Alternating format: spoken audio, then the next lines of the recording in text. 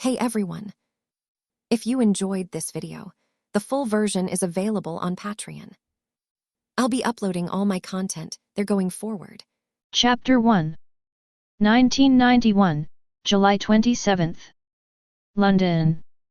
In downtown Westminster, in a luxurious villa covering an area of nearly 10,000 square feet. 3rd grade, beat all the students in the class to tears.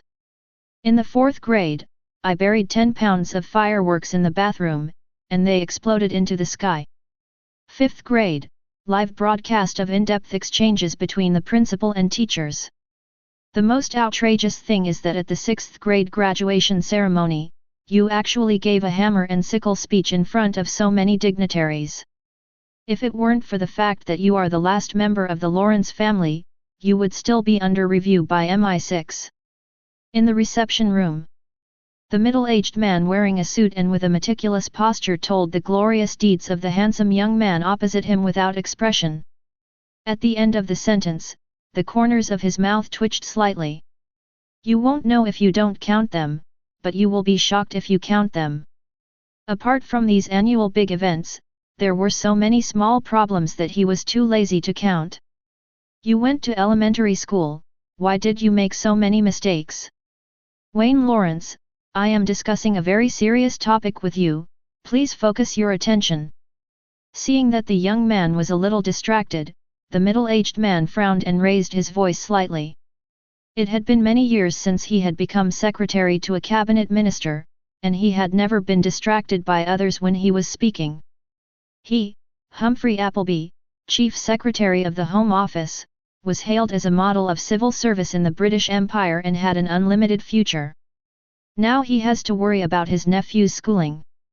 The handsome young man sitting opposite him is his nephew, Wayne Lawrence, the heir to the title of Earl Lawrence of this generation.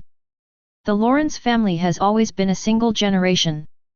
When it came to Wayne's parents' generation, they encountered an accident shortly after Wayne was born, which made him the only child of the Lawrence family. In order to prevent his sister's bloodline from being cut off, Humphrey has cared more about his nephew than his own son over the years. Oh, sorry, Uncle Humphrey, just thinking about something. You continue. Wayne's apologetic smile, coupled with his perfectly handsome appearance, gave people a polite feeling, and it was completely unimaginable that he did the things he just said. The middle-aged man's expression softened slightly and continued. Wayne, I already talked with Danvers from Harrow School yesterday. There is no problem in getting into there with your grades, but, please restrain your strong curiosity and excess energy. Otherwise, if you don't get good reviews in the college evaluation column, it will cause great trouble for you to enter Oxford and Bailey College in the future. Harrow School is the most famous and oldest aristocratic school in England. Its most famous alumnus is the British Prime Minister during World War II. Wayne, what's that look in your face? Uncle, I don't think I said I wanted Harrow School, right? Wayne Xiaoxiang spread his hands. Then where do you want to go? Eton College? No, they are just famous. In recent years, they are getting worse every year. As long as you have money, you can get in. Westminster Public School? No way. This school has a strong artistic atmosphere, but it won't be of much help to you in entering politics in the future. Humphrey tried his best to analyze several famous schools nearby. The more he thought about it, the more he felt that Harrow School was the best choice. But Wayne acted as if he didn't hear anything and took out an envelope from behind his back. There was a wax seal, a shield, and a capital H surrounded by a lion, an eagle, a badger, and a snake. Sorry uncle, I won't go to any of these schools. Wayne showed a standard formulaic smile, I don't want to be a muggle anymore. Hogwarts School of Witchcraft and Wizardry. Principal, Albus Dumbledore, President of the International Federation of Magic, First-Class Magician of the Order of Merlin, Chief Magician of the Wizengamot. We are pleased to inform you that you have been admitted to Hogwarts School of Witchcraft and Wizardry. Attached is a list of required books and equipment. In addition, due to your family environment, we will send a professor to your home at 9 a.m. tomorrow to answer questions and provide guidance. Hogwarts. After reading the contents of the letter, Humphrey looked at the mark on the wax seal. As the top leader of the entire English official system, Humphrey has no secrets in England. He also knew about that group of talented people. There is even some contact between their department and the Ministry of Magic, which governs that group of freaks, and the two parties have had the experience of cooperation. The only thing that he didn't expect was that his nephew actually had such qualifications. You want to go to Hogwarts? Of course. Wayne nodded slightly. I definitely want to visit such an interesting place. Then he complained, I have been to a boys' school for 6 years since primary school. If I go to Harrow or Eton for 7 years. Wayne couldn't help but shudder. No wonder Dying has his own national conditions. After more than 10 years in an all-boys school, many people are either bent or have to become bent. Humphrey fell into thought. Since it is your choice, I respect you, Wayne. If you have the opportunity to learn extraordinary strength, I will not refuse it. However, in case this is a scam, I will come over tomorrow and meet the professor with you. Of course. Wayne didn't object. After making an appointment, Humphrey declined Wayne's invitation to have dinner and hurried back to Downing Street. Wayne also understood this. Uncle Humphrey not only has to deal with a lot of official business every day, but he is also busy competing with Jim Harker, the Secretary of the Interior. Although the minister has not received systematic training as a politician, he looks funny. But the killer instinct he occasionally displays is enough to give Humphrey a headache. After instructing the servants at home to prepare a table of delicious food to celebrate, Wayne returned to his bedroom first. Think silently in your heart. Brother system, let's discuss it. How about returning the points I spent in the past few days to me? In the worst case, I will return those rewards to you. Chapter 2. Both parents are dead, but I have a car and a house. Wayne Lawrence is undoubtedly a time traveler. As a time traveler, it is natural to have your own plug-in. He started to get the cheats since the 3rd grade of elementary school. The Demon King system. As long as you break the rules and create chaos, you can get chaos points and use them for the lottery. If the noise is loud enough, you can even get a critical hit reward. It is precisely because of this system that the original standard model student has gradually drifted away and has become the troublemaker that Westminster Abbey Primary School is now afraid of. Not to mention being both a good person and an excellent student, he can also be described as being hated by everyone. If it weren't for his excellent grades and strong background, he would have been expelled from school several times. Wayne has received many awards over the years. For example, when the bathroom blew up in 4th grade, he got a chance to optimize his body. The original Wayne was already very cute, and after optimization, his appearance has reached a new level, making him more immersive. His cute appearance also became an important weapon for him to escape punishment. For example, before graduation, the speech about the hammer and sickle enabled him to acquire the secret of the memory palace, and he has been able to remember everything he sees ever since. Just 2 days ago, Wayne entered all his points into a lottery and won hundreds of thousands of pounds, some academic knowledge, and a golden epic reward. 15% non-dilutable interest in an operating software company. But who would have thought, this is the world of Harry Potter.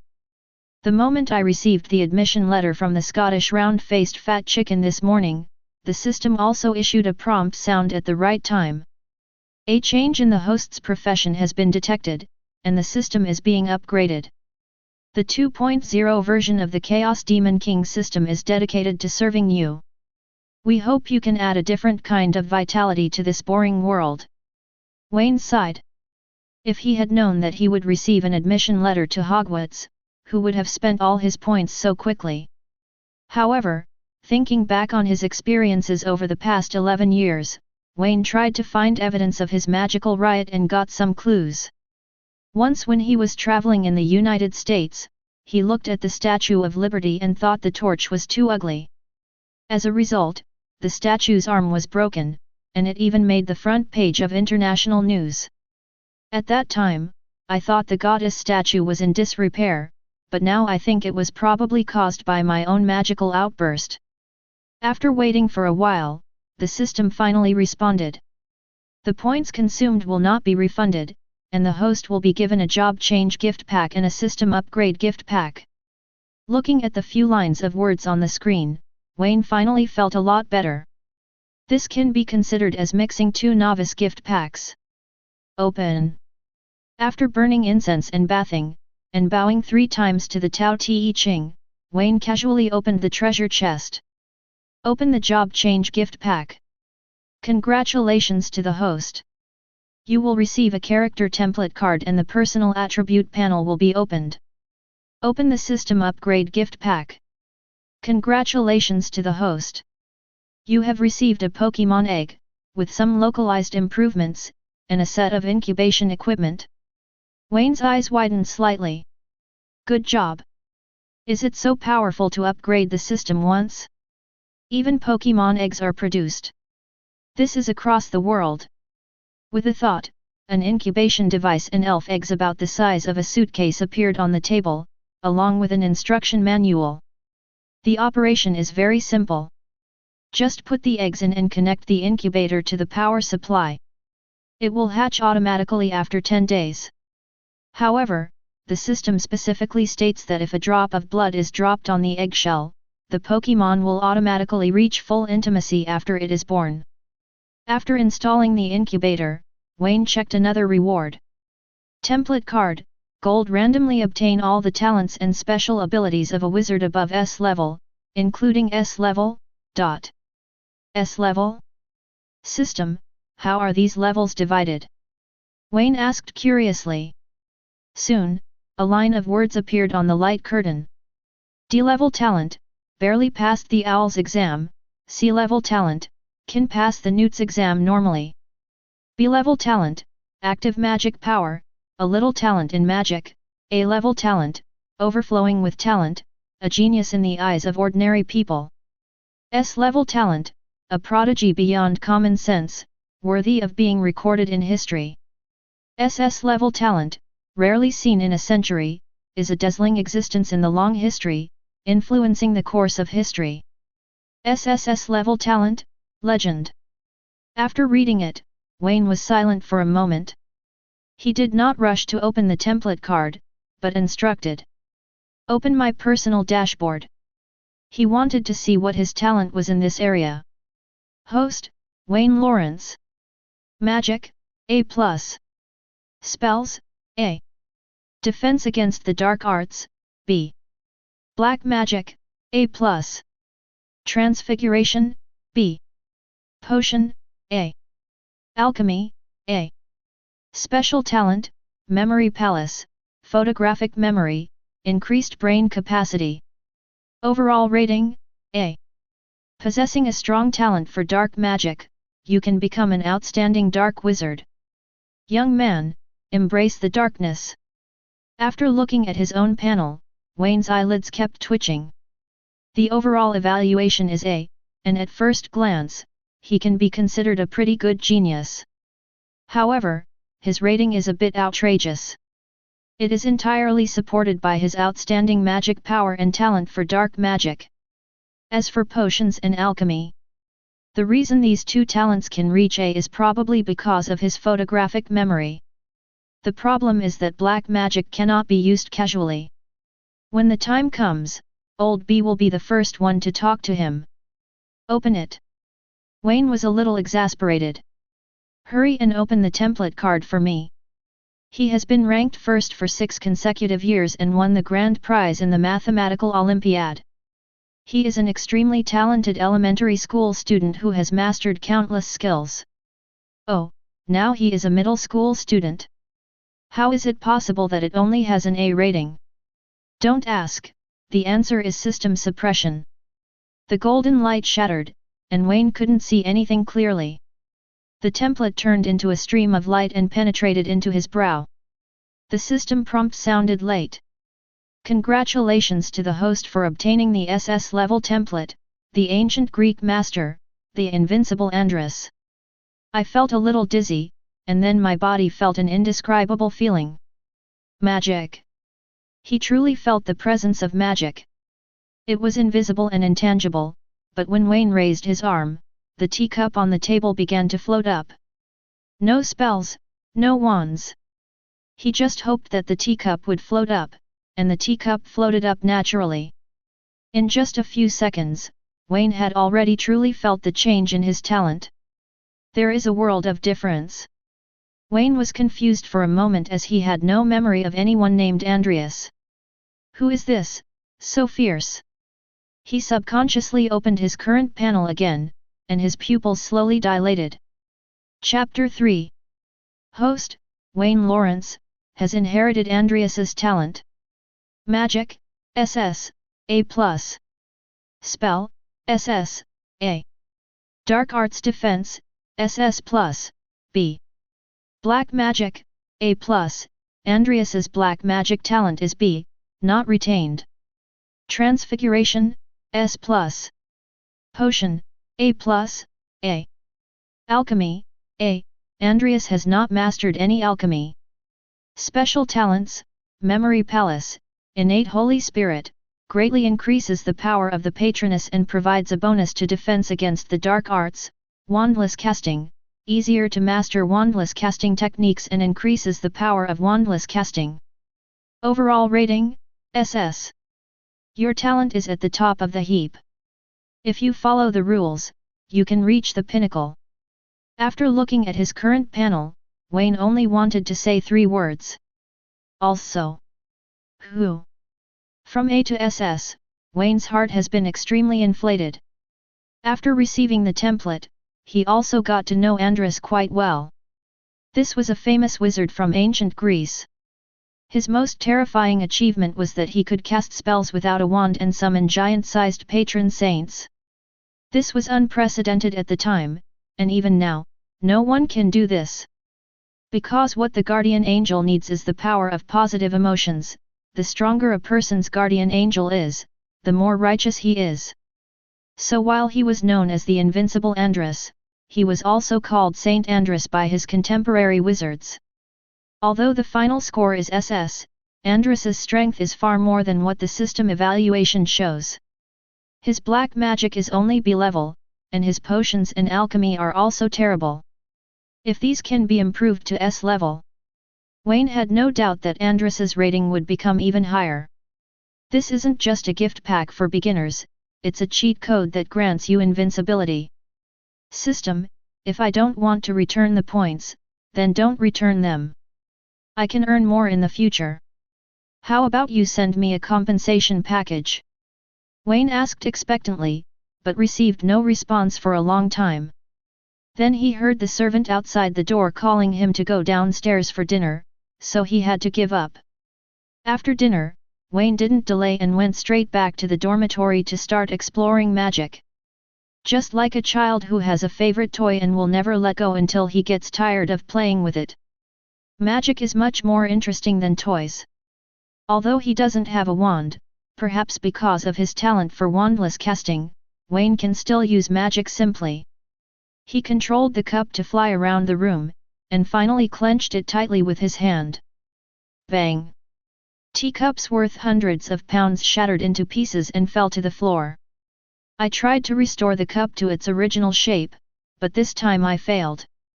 Although the fragments were put together, the cracks were obvious. Is it because there is no spell? Wayne thought for a moment and tentatively called out "Restore to its original state," but the cup did not change at all and was still in tatters. It's impossible when you think about it. Wayne laughed and shook his head. If spells could be effective simply by reciting them, then why would we need books? Wouldn't it be better to just give out a spell dictionary? There must be some other mystery in it. Wayne didn't rest for the whole night, and only stopped when Humphrey came to his house, feeling unsatisfied and a little depressed. The entire set of teapots and teacups in the room were turned into pieces, and the servants were heartbroken when they came in to clean up. This little bit of money is already more than their monthly salary. Didn't you sleep well last night? Seeing Wayne closing his eyes and resting as soon as he arrived in the living room, Humphrey understood. After all, children must be extremely curious about magical things. Wayne didn't refute it, just nodded lightly and continued to rest. It was exactly 9 o'clock and the doorbell rang on time. "Here I come." Humphrey, who was processing documents, showed a slight change in expression, and Wayne also opened his eyes. "I don't know which professor will be sent." The door was opened by the servant. Humphrey was stunned. There was no one at the door. It was empty. At this moment, a tabby cat walked in, and in the shocked eyes of the servants and Humphrey, it turned into a woman of about 50 or 60 years old. She had a serious expression, wore square glasses, a green cloak, and a tall wizard hat. It perfectly fits the author's description of wizards in fantasy works. Seeing that the servant was so shocked that he almost fainted, the woman frowned and took out her wand and waved it. The servant looked dazed for a moment, then left the door on his own and went to another room. "I'm sorry to scare you, but I've proven too many times that I'm not a liar. This is the only direct way I can use. I am Minerva McGonagall, Deputy Headmistress of Hogwarts and Head of Gryffindor." Professor McGonagall introduced himself, and the whole process went smoothly. As the most dedicated teacher at Hogwarts, she would visit the homes of many little wizards born in Muggle families every summer vacation to prove to them the existence of wizards and that the letter was not a prank. Can be called experienced. "Hello Professor McGonagall, I'm Wayne Lawrence."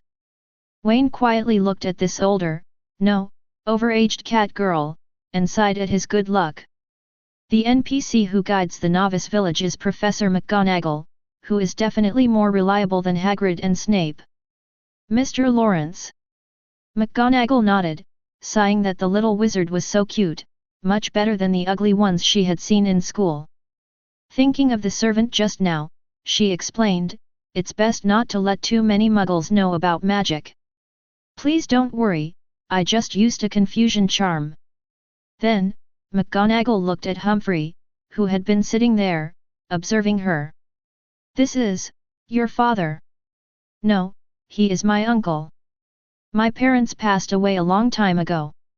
Wayne shook his head. Professor McGonagall's eyes were immediately filled with apology and pity. "I'm sorry, I didn't know that." "It's okay." Wayne smiled softly. At this time, Humphrey finally spoke. "Wayne, now that you are sure that the other party is not a liar, I am relieved. I will go to work first." He chose not to stay and accompany Wayne to Diagon Alley to buy things needed for school. Although he was quite troubled by his nephew, Humphrey also knew that this kid was smart and would not cause any problems. Before leaving, Humphrey said to Wayne, "If you encounter any problems at school, you can contact the Minister of Magic, Millicent Barnard. He may be able to provide you with some help." Under Professor McGonagall's surprised gaze, Humphrey hurried away. Although Barnold retired a year ago and the current minister is Fudge, but... "Mr. Lawrence, can you explain to me why your uncle knows about the Ministry of Magic?" Chapter 4. Wayne didn't expect Humphrey to say that. "I must have looked up a lot of information about the magical world through Downing Street channels after I went back yesterday." He quickly explained Humphrey's work to Professor McGonagall. At the same time, I felt a little touched. The reason Humphrey investigated these things was also for his nephew. Although the information was a little delayed, Wayne understood it. Professor McGonagall looked at Wayne deeply. This little wizard's family has a very high status in the Muggle world. He holds a title of nobility, which in the wizarding world is comparable to the 28 prestigious pure-blood families. There are many little wizards born in Hogwarts from Muggle families, but Wayne is. It seems that there really isn't one? But this seems to be a good idea, at least she doesn't have to bother explaining the various questions raised by the parents. Wayne accepted the existence of magic very easily. "Mr. Lawrence, since you have no questions, let's set off for Diagon Alley. By the way, bring some Muggle cash. You'll need to exchange it for wizard currency when the time comes." Glancing at the time, it wasn't even 9:30 yet, but McGonagall still looked anxious. Admitting students from Muggle families to school was originally a matter between several headmasters. But Professor Sprout went to the United States to visit one of her seniors, Snape was taken away by Dumbledore, and McGonagall's tasks this year were particularly heavy, and she also had to go to a little wizard's home in the afternoon. Something like Granger? Please wait a moment. Wayne nodded obediently, went upstairs, put on his school bag and came down. McGonagall glanced at it, feeling it was quite heavy, but didn't say anything more, placing a hand on Wayne's shoulder. Hold your breath. It might be painful, but it will be over soon. After saying that, without waiting for Wayne to answer, McGonagall started to apparate. There was a loud bang out of nowhere, and the two figures disappeared in a spin, as if they were sucked away by a flush toilet. Wayne felt dizzy, and when his vision became clear again, the two of them had arrived in an alley. Apparition, McGonagall explained, is a method wizards use to travel quickly, usually over short distances. It's going to be uncomfortable the first time, but it'll be much more comfortable later. Are you okay, Mr. Wayne? Nothing, just a little dizzy. Wayne recovered quickly, rubbing his sore brow. After not sleeping all night and what happened just now, he is now a little sleepy. Led by McGonagall, the two came to the door of a bar. The gate is very shabby, in stark contrast to the record store and bookstore next to it. Passers-by didn't even notice the existence of this bar, or rather, they didn't even know there was a bar here. When the two entered the bar and saw McGonagall's face clearly, the originally noisy environment suddenly became much quieter, and many wizards stood up subconsciously, looking very nervous, which made Wayne want to laugh. Most wizards in England graduated from Hogwarts, and the wizards here were once students of Professor McGonagall. Seeing his former teacher now brought back memories of the fear he felt when he was dominated by Professor McGonagall, just like a mouse seeing a cat. Professor McGonagall. Tom, the bar owner, smiled and greeted her. Oh, this little wizard is so pretty. Is she a freshman this year? Wayne smiled, looking very shy. Professor McGonagall nodded. Yes, I brought him here to buy teaching materials and equipment. By the way, Tom, I remember your child will also be going to Hogwarts this year, right? Of course. Tom was obviously much happier when he said this. Hannah has been waiting for this day for a long time, but she will most likely be the new student of Hufflepuff. McGonagall also laughed. If the Abbott family had a Gryffindor, it would definitely make the front page of the Daily Prophet. Many people laughed along. The Abbott family is also one of the 28 pure-blood families. All members of their family are Hufflepuffs, and there have been no exceptions for hundreds of years. After a few brief greetings, McGonagall led Wayne across the bar and into a small walled patio where there was nothing but a trash can and weeds. 3 up, 2 across, McGonagall muttered, pointing his wand at a brick that was noticeably more concave than the others. He tapped it 3 times in total. The bricks began to tremble rapidly, and small holes began to appear. Then the holes became larger and larger, and finally a winding cobblestone road appeared. Please remember this brick and my actions, Mr. Lawrence, and you can come to Diagon Alley on your own from now on. Wayne asked quietly, Professor McGonagall, if. What would happen if this trash can was moved, or replaced with a larger or smaller one? McGonagall's mouth twitched and he looked at Wayne in disbelief. This if makes her panic. Mr. Lawrence, there were 2 little wizards who had the same idea as you. They put the trash can on the other side. At this point, Professor McGonagall pursed his lips and his expression darkened. Hogwarts received a complaint, and their house was deducted, 50 points. After this, the trash can was placed under a permanent bonding charm, making it impossible to move or replace it. Wayne wisely didn't ask the 2 young wizards which academy they were from. In fact, looking at Professor McGonagall's expression, he had already roughly guessed something. Following the witch, Wayne stepped through the archway and onto the cobblestone road. The CBD of the British wizarding world appeared before his eyes. There were countless shops on both sides of the long cobblestone street, many of whose signs were crooked. Wizards were bustling about the street, and people kept appearing and disappearing by apparition, making crackling sounds. In the distance, a snow-white house divides Diagon Alley into two forks. Go exchange money first, then buy a wand. Along the way, Wayne's eyes never stopped wandering between various shops. Professor McGonagall had seen this situation too many times, but he still couldn't help but smile. Looking at Wayne, who couldn't wait to walk into Gringotts, McGonagall thought again about the question he had just asked. She always had a feeling that this little guy was not as well behaved and obedient as he looked. Chapter 5. Compared to other somewhat shabby shops in Diagon Alley, Gringotts is undoubtedly a conspicuous presence here. There was a clean white building with a shiny bronze gate, and two goblins in scarlet and gold-studded uniforms were standing at the door. With such grandeur, it is worthy of being the only designated bank in the magical world.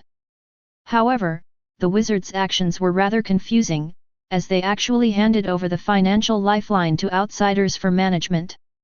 Wayne remembered that goblins in history were not honest, but greedy and despicable. They had rebelled more than once and even coveted the sword of Gryffindor. More than 100 years ago, he tried to use the power of ancient magic to cause trouble, but was stopped by a fifth-year transfer student from Hogwarts. But it's not Wayne's turn to worry about these things. If the sky falls, there will be tall people to hold it up. When he is tall again in the future, if the monster comes out to cause trouble again, he will crush it to death with one finger. After entering the first door, a second door appeared in front of McGonagall and Wayne, with a line of words engraved on it to warn those with ulterior motives. Wayne ignored it without even looking at it and entered the marble hall. There were about 100 goblins sitting on high stools behind the counter. Some were weighing coins with copper scales, while others were examining gems and registering in account books. There are countless doors in the hall, leading to different places. McGonagall led Wayne to a counter on the far right. This is a young wizard who has just enrolled this year and needs to be exchanged for gold galleons. McGonagall's attitude towards the goblin was not very good. He urged impatiently. The goblin behind the counter did not care and said without raising his head. Each young wizard has the right to exchange 70 galleons per year, with an exchange rate of 1 to 5.75. How much do you want to exchange? It's just this little, what can it do? Wayne frowned. It's actually enough, McGonagall whispered to him. After deducting the necessities you buy, there will still be 10 galleons left over for pocket money every year. McGonagall thought Wayne didn't understand the currency and purchasing power of the wizarding world, so he explained it to him. 1 galleon is equal to 17 sickles, and 1 sickle is equal to 29 nuts. Wayne wasn't too surprised to hear this outrageous prime exchange rate. This kind of thing has a long tradition in the UK.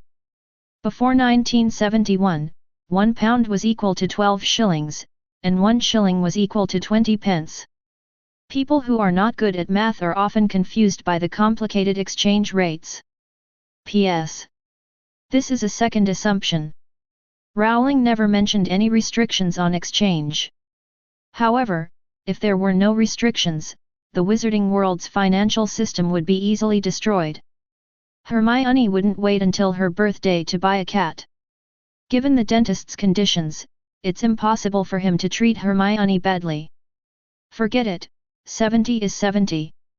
Wayne stopped hesitating and took out 8 £50 notes from his wallet and put them on the tray, and then took out a £5 note in change.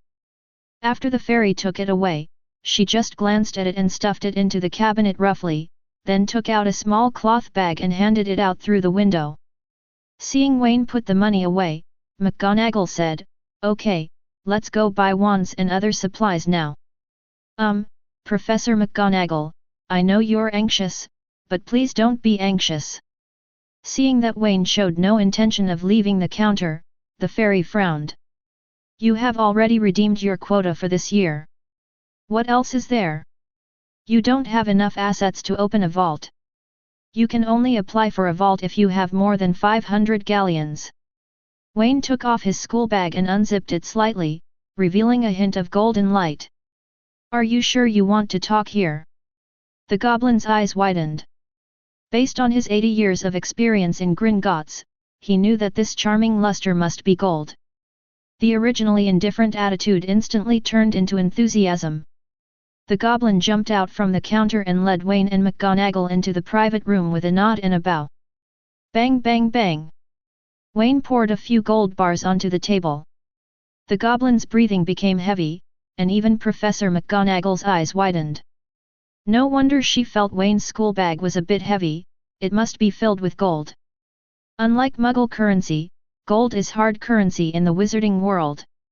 Whether used to make galleons or as a material for various alchemy or potions, it is extremely valuable. Isn't Nicholas Flamel famous because the philosopher's stone he refined can not only make people immortal but also turn stones into gold?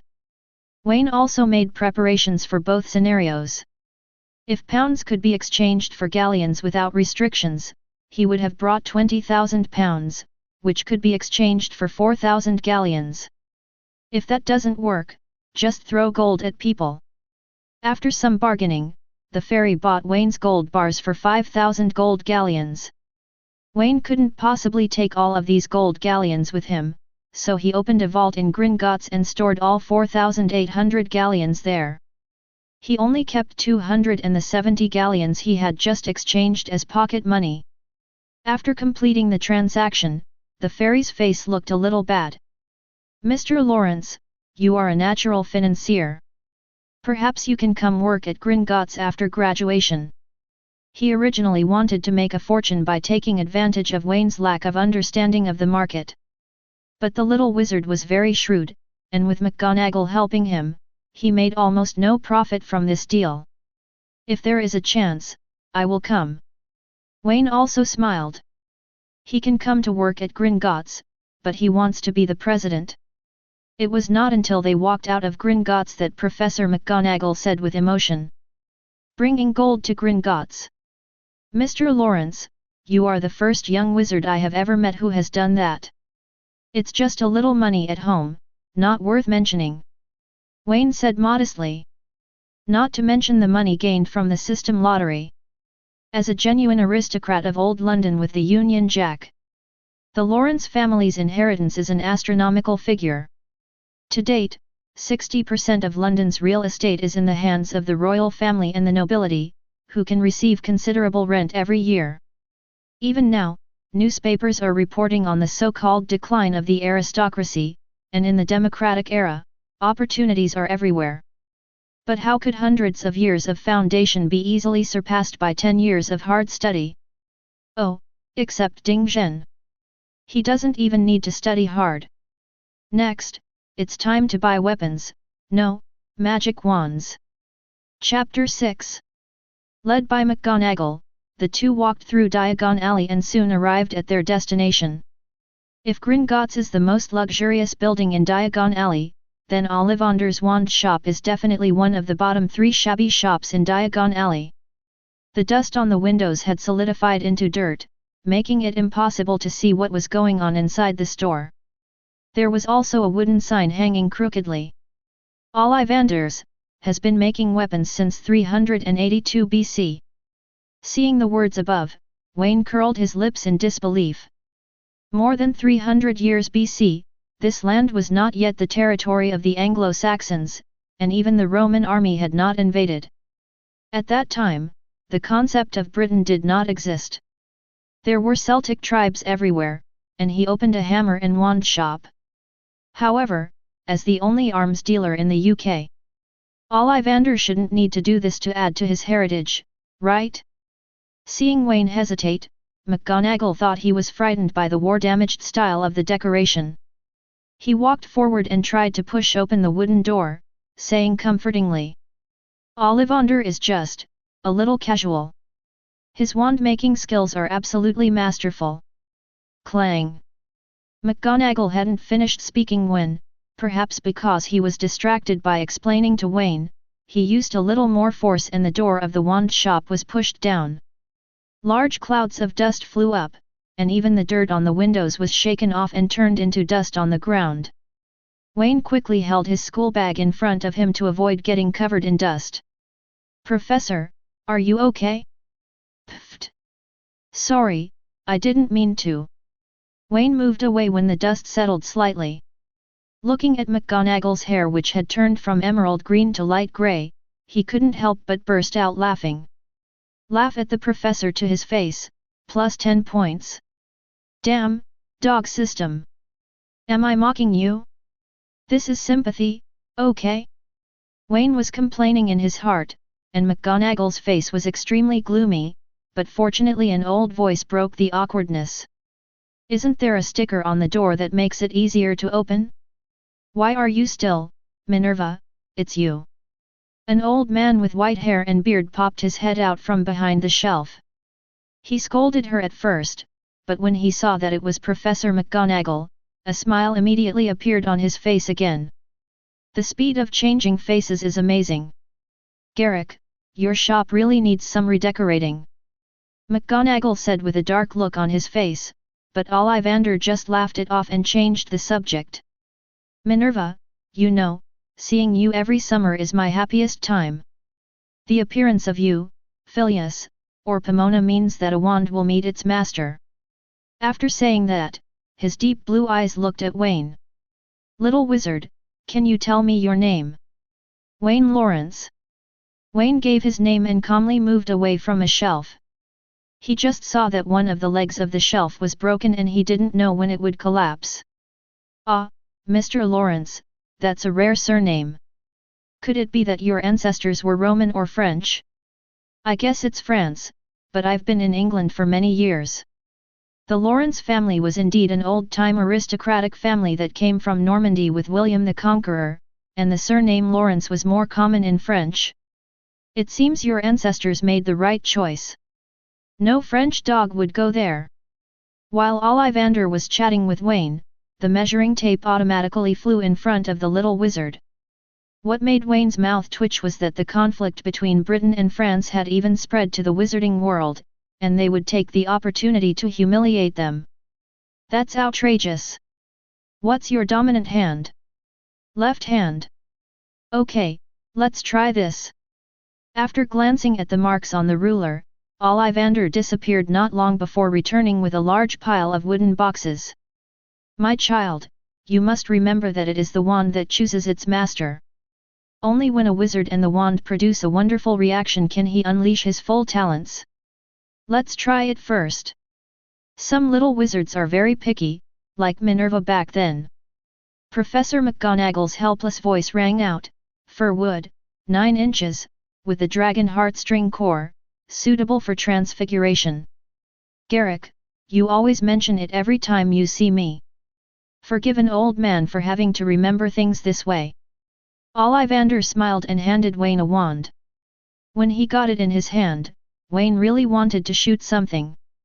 Then he followed his heart. Bang! A ball of white light burst out from the top of the magic wand and shot towards the roof, directly poking a big hole. Ollivander was not angry at the destruction of his ancestral home, but his face was full of joy. "Great, great!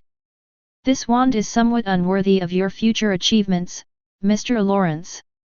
Although cedar wood is suitable for intelligent people, it is ultimately too gentle. How about trying this one? A combination of dragon heartstring and you." The wand in his hand was snatched away, and another one was immediately stuffed into his hand. This time, a ball of blazing fire emerged. Wayne frowned. He didn't like the uncontrolled magic, and the next second, the fireball disappeared out of thin air. Bang bang bang! Ollivander was even happier. "Mr. Lawrence, your talent is truly visible to the naked eye. Few young wizards can control their magic when they first touch a wand. But I implore you not to do that. Just let nature take its course and you will find the most suitable wand." Wayne had no choice but to nod, indicating that he would not interfere anymore. Now, even Professor McGonagall smiled. It seems like Hogwarts has welcomed a new little genius. It would be great if he could be assigned to Gryffindor. You know, Slytherin has won the House Cup 6 times in a row, which has been bothering her for a long time. The boxes on the table were opened one by one, and Wayne tried various combinations of wands. From fur to walnut, from dragon heartstrings to thestral feathers. Ollivander was completely into the state, muttering to himself. He enjoys such picky guests. The more picky a wizard is, the more extraordinary he is. In the wizarding world, following the crowd will only make you indistinguishable from the crowd.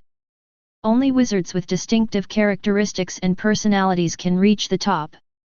By the time Wayne becomes successful and famous, he will have the dignity to mention the wand. His grandfather had sold his wand to Dumbledore, and the incident had been a source of shame for decades, and he had even successfully suppressed the other 2 wand-making families. Ollivander also hopes for such a day. By then, the 3 major wand-making families will no longer exist, and when people mention wands, they will only think of him, Ollivander. This test took half an hour, and involved nearly 100 wands. Wayne was very calm. What's wrong with the time traveler being special? He just tried a few more magic wands. Well, try this. Ollivander took out another box. A unicorn feather, 11.5 inches. Wayne took the wand indifferently, and the next second, he felt a sense of blessing. Chapter 7. After trying hundreds of wands, Wayne can be considered an experienced driver. If it's not matched, his magic will be very repulsive and the magic he uses will be very violent. If I feel just average or not feeling anything at all, I'll just spray some water and set off a few fireworks just for show. If somewhat suitable, the magic used is mostly transfiguration. But there has never been a magic wand like this one. When you hold it in your hand, you feel the perfect harmony. Just like finding the most beautiful princess in KTV, I can't wait to show off my heroic spirit. Wayne subconsciously raised his wand. Silver-white mist spread out, floating in the air and gradually condensing into shape. Professor McGonagall was confused at first, but then realized something and lost her composure, which was rare. Impossible. Ollivander's lips trembled. The Patronus charm, it's actually the Patronus charm. Not to mention, the Patronus charm is an extremely advanced defensive spell against the dark arts, which even many adult wizards cannot master. However, which little wizard would spontaneously use the Patronus charm after getting the magic wand? The silver-white Patronus finally took shape. McGonagall and Ollivander stared at it intently, and finally, their eyes became dull. Is this an egg? Wayne also fell into deep speechlessness. What the hell? Whose Patronus would be an egg? Could it be that he is going to throw the egg out to kill the Dementors in the future? Hatch it out for me quickly. Wayne's heart moved, and hatched. Could it be related to the Pokémon eggs that are hatching at home? The wands dropped slightly, and the Patronus dissipated, and Ollivander and McGonagall finally recovered from their shock. A perfect performance, Mr. Lawrence. Ollivander took a deep breath. This scene will be permanently recorded in the history of the Ollivander family. Legend has it that the hanging tree was the tree Hercules used to commemorate his father, the god King Zeus. It was also known as a sacred tree in ancient Greece. Unicorn feathers are also the purest material and are very loyal and stable to their owners. I believe you will achieve great accomplishments in defense against the dark arts in the future. Perhaps you will become the next Dumbledore. Wayne laughed and jokingly said, "You wouldn't say that to every little wizard, would you?" Ollivander smiled but said nothing. He did say nice things when selling the magic wand, but that was for the sake of KPI and it didn't count. But this time, he really was sincere in it. After paying 7 galleons for the wand and spending another 15 galleons on a full set of advanced wand care tools, the two left Ollivander's shop. That's really cruel. Now he understood why such an important weapon as the magic wand was sold at such a low price of 7 galleons. On the one hand, the Ministry of Magic will subsidize every young wizard's first wand, and Ollivander will reimburse them for the shortfall. On the other hand, there is the after-sales service, just like the Four Sons store in the Muggle world, the profit is yet to come. There was no time to be happy about getting the wand for too long. Since too much time had been wasted just now, I had to hurry up next. Bookstore, clothing store, crucible store, astronomy store. After a round of shopping, Wayne finally bought everything he needed for Hogwarts, and also bought a lot of books that interested him. Fortunately, Flourish and Blots and other stores all provide owl delivery services, and the courier fee is only 3 silver sickles, which makes Wayne sigh at the cost-effectiveness of the prices in the wizarding world. 3 silver sickles, that's no different from free shipping. The only pity is that because of Professor McGonagall's company, Wayne is not able to buy many interesting gadgets, such as itching powder, dung balls, and other prank props. Before parting, McGonagall once again asked Wayne if he wanted to buy a pet. First graders are allowed to have owls, toads, and mice as pets. Wayne had no interest in any of these 3 creatures. He didn't even feel he needed the cutest, round-faced, fat Scottish chicken. Owls are usually used to deliver letters, and he doesn't have any friends in the wizarding world that he needs to contact right now. If you need an owl in the future, you can borrow one from your classmates, or you can use the one from school. Mr. Lawrence, my mission is complete. The next time we meet will be when school starts. Professor McGonagall used apparition again to send Wayne home and was ready to leave as she had to visit a little wizard's home in the afternoon. Before leaving, McGonagall added, although the Ministry of Magic does not allow young wizards to cast spells outside of school, there are exceptions to everything. McGonagall said meaningfully, for the next month, you can try to prepare for your lessons and learn some less dangerous spells. If there's anything you don't understand, you can send me an owl from Diagon Alley. After experiencing the shock in Ollivanders, McGonagall is now very optimistic about Wayne's talent and is willing to provide some help within his ability. After hearing his words, Wayne's eyes lit up.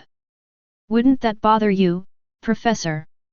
Although he is now extremely talented and has cheats, learning magic is not something that can be achieved overnight.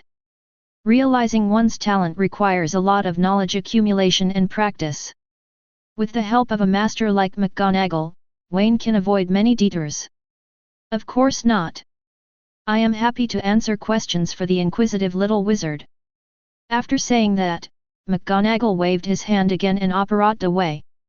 After watching him leave, Wayne turned around and walked back to his home. Although I appreciate McGonagall's kindness, but Gryffindor? That's not the college Wayne wants to go to. Chapter 8. At noon, Wayne had a simple lunch and did not continue studying magic. Instead, he fell asleep on the bed. After a whole night of excitement and having walked around outside for half a day in the morning, he was already feeling a little sleepy. I slept exceptionally soundly that night. When I woke up, the clock on the wall showed a little after 5 o'clock. There was some noise coming from downstairs. Wayne was a little curious and walked out of the bedroom in his pajamas. The 2 servants and a cook in his house were all hired at high salaries and were very well educated. They had never caused such a big commotion before. Master Wayne. Seeing Wayne coming downstairs, a servant hurriedly came up to him with a look of surprise on his face. What's wrong, Linda? Just now, several owls suddenly flew in, threw these things in the living room, and then flew away after a while. Linda was still a little frightened when she said this. Owls are nocturnal creatures and are rarely seen during the day, let alone these things. Several large packages were placed on the carpet in the living room, unopened. Wayne knew that these were the things he bought that morning that were sent by the shops in Diagon Alley. As for why the owls took a while to fly before leaving, generally when the items were delivered, the recipients would prepare some food to replenish the owl's energy. This was Wayne's first time, and he had apparently forgotten about it. But he glanced at Linda, another maid, Elena, and the chef, Bruce. In the future, I will have to study magic at home, which will definitely cause quite a stir, and it will be inconvenient to keep them at home. This was even more true when I went to Hogwarts. I spent less time at home than at school every year. He was considering whether to fire a few people. It can't be called a dismissal. The Lawrence family has many businesses. If they are willing, Wayne will offer them a position with the same salary or even higher. Okay, maybe it's some latest technology. I bought all these things. Wayne made up an excuse to get away with it. Linda, Elena, put the things in the study. Bruce, what are you having for dinner? How's the steak, Master Wayne? Let's add another serving of grilled ribs. Yes. After dinner, Wayne went to the study and started unpacking. Putting aside the things that were temporarily useless, he placed several first-grade textbooks on the table and began to read standard spells, elementary in his hand. Spells are the basis of everything. Strictly speaking, transfiguration, defense against the dark arts, and even dark magic are spells. As long as you learn the spells well, it will actually be of great help to other subjects. With a casual wave of his hand, the cup on the table broke. Wayne took out his wand and, as instructed in the book, concentrated his mind, raised his wrist slightly, then pressed it down, chanting in a fixed rhythm. Recovered as before. As if time was going backwards, all the fragments flew back to their original positions and the cracks disappeared. It's quite simple. Wayne muttered to himself. He didn't even look at the fact that his talent for magic spells had already reached SS. There weren't many people in history who were better than him, so it would still be very difficult for him to learn a repair spell. Then let the other wizards just be squibs. At the same time, Wayne also discovered it, holding the magic wand, and casting spells according to the guidance in the book. His spirit and mind were easily focused, and there was no sense of obscurity that required effort to cast a spell. No wonder most wizards are no different from squibs without their wands. For the next hour, Wayne read the book and practiced at the same time, and soon learned several basic spells. Illuminating spell, clearing spell, levitation spell, unlocking spell. Not only did he learn it, he was also able to simplify some of the steps. For example, in the case of the levitation spell, the rhythm of chanting the spell is very important.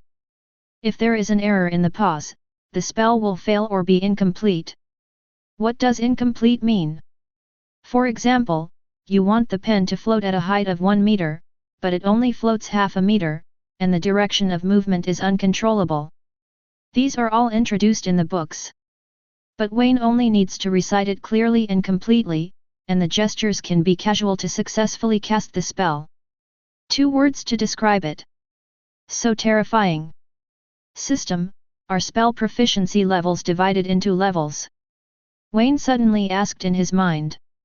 Spell proficiency levels are divided into beginner, intermediate, advanced, and master levels. The host can improve their proficiency level through practice and understanding, or they can draw corresponding spells in the card draw to increase their proficiency. Is there a panel showing my spell proficiency? A screen of light appeared in front of Wayne. He took a look and found that the few spells he had just learned had reached the intermediate stage. It made Wayne feel much better. The biggest benefit of the panel is that it allows him to have a clear understanding of his own status and see the progress after his hard work. Sometimes it's not that people are unwilling to work hard, but that they can't see the results of their efforts. Without continuous positive feedback, it will naturally not last long. Wayne is now full of energy. In just one night, he learned all the spells that a first-year student needed to master, and they were all intermediate level. Wayne didn't go out for the next few days. Except for eating and going downstairs every day, he spends the rest of his time in the bedroom and study, constantly learning magic. With his powerful magical talent and the photographic memory learning ability of the Memory Palace, Wayne's progress was extremely fast. Not only did he learn the first-year content, he also learned all the content in Standard Spells Level 3 and before that in one go, and mastered a large number of commonly used magic.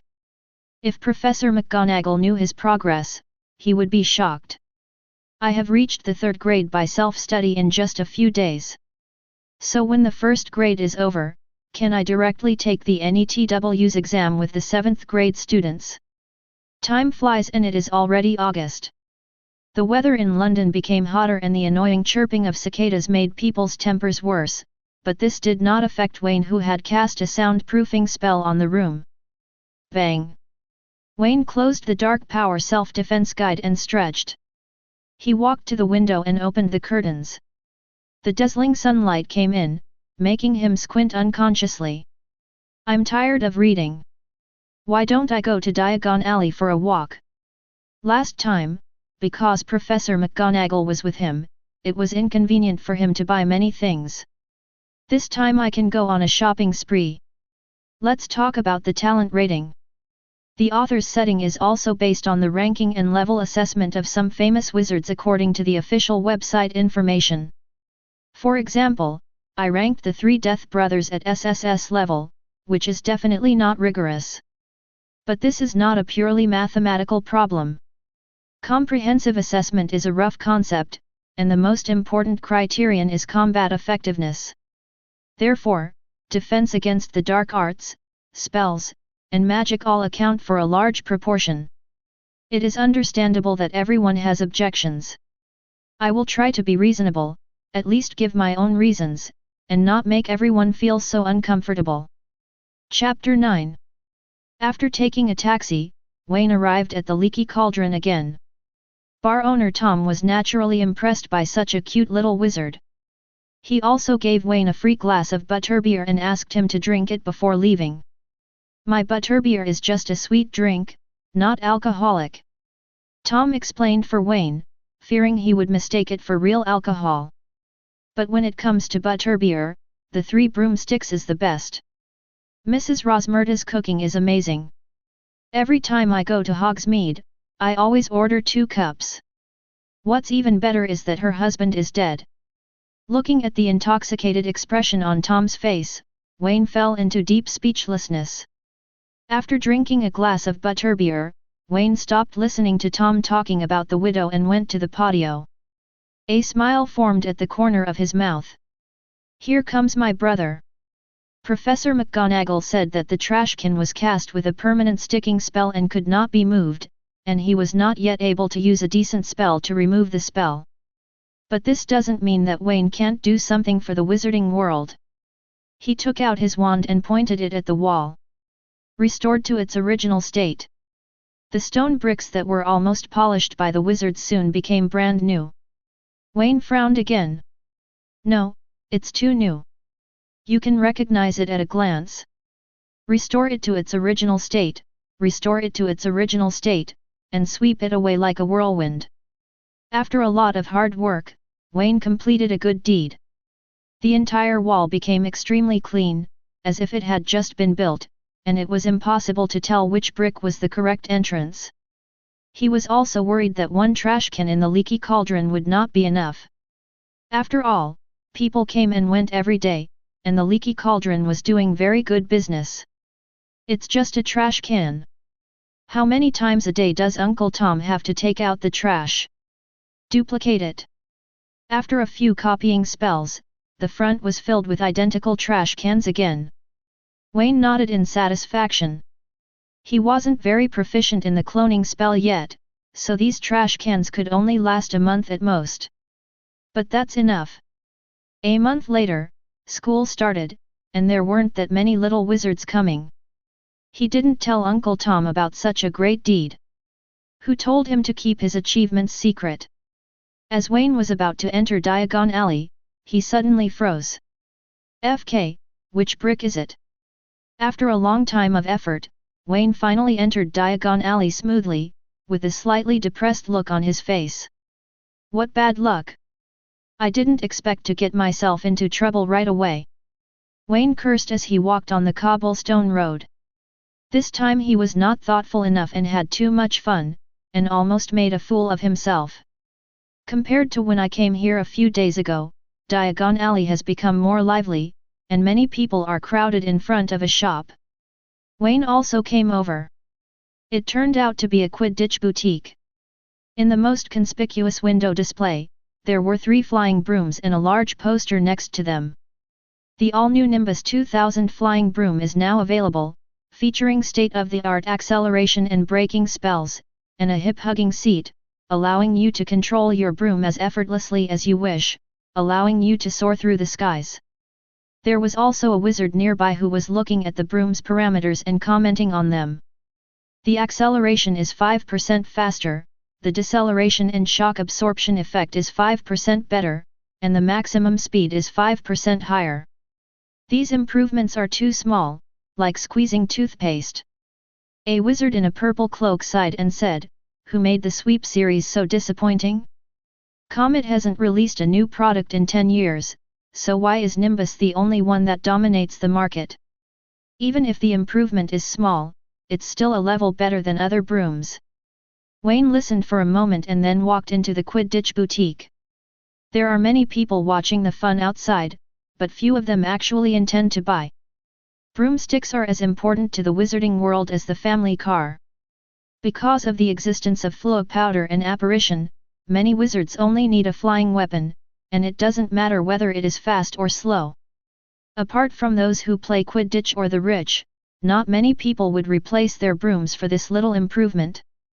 Wayne also saw the price on the nameplate. 500 galleons. This price was not too expensive in his opinion, but the salaries in the wizarding world were generally not high, with dozens of galleons a month being the norm. Mr. Weasley only made 70 or 80 galleons a month. The price of 2,000 for a light wheel is already considered expensive. Although Wayne could easily buy it, he just took a look and left. It's not too late to buy it after you finish your flying lessons at school. If you like it, it's not too late to buy it. After leaving the Quidditch boutique, Wayne came to the Tuffen clothing store not far away. The last time he came, he only bought the 3 plain robes required by the school. The pure black robe made him look no different from a walking bat.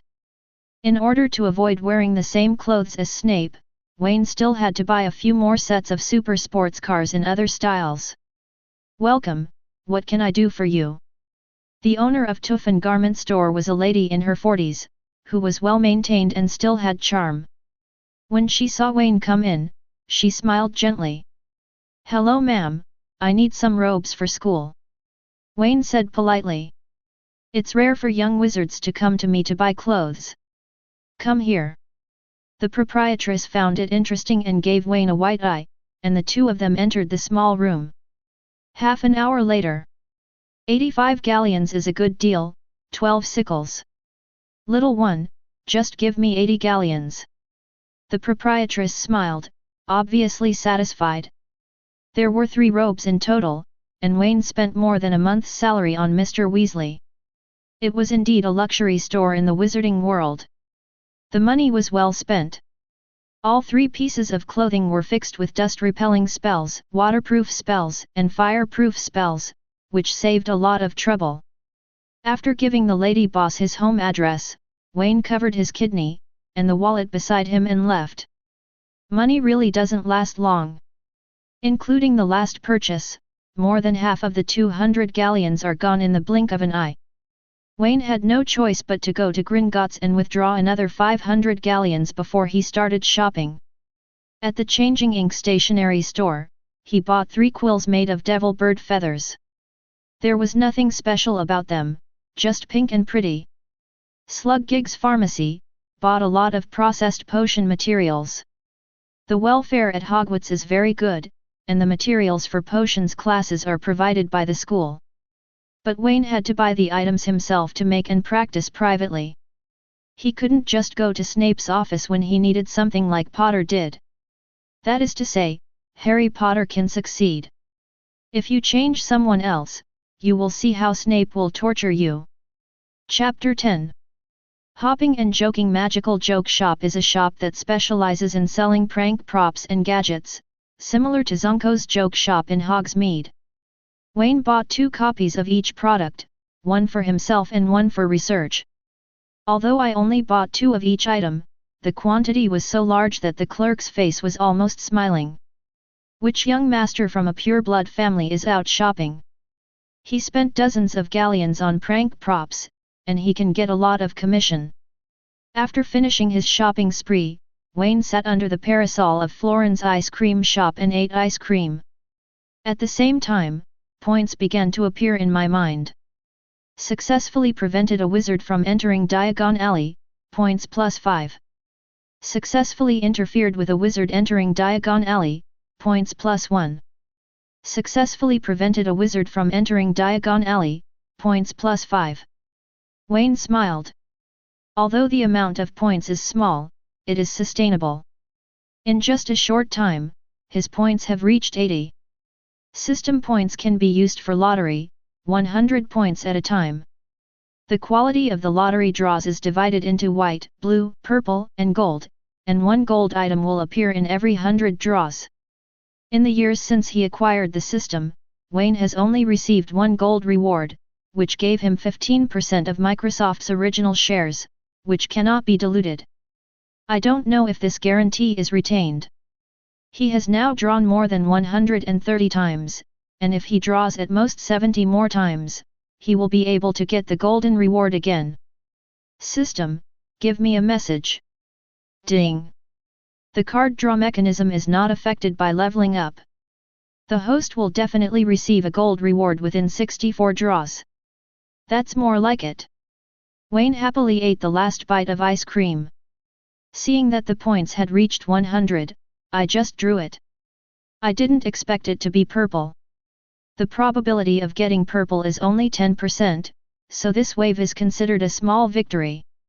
Congratulations to the host for obtaining the talent, affinity with magical beasts. Wayne raised his eyebrows. Looks good. Fantastic beasts are an important part of the wizarding world. If used well, even the Dark Lord will be defeated. Am I right, Lao Ji? After paying the bill, Wayne got up and walked towards the magical creatures shop on the south side of Diagon Alley, eager to try out his talent. Meanwhile, at the leaky cauldron. No, who is this?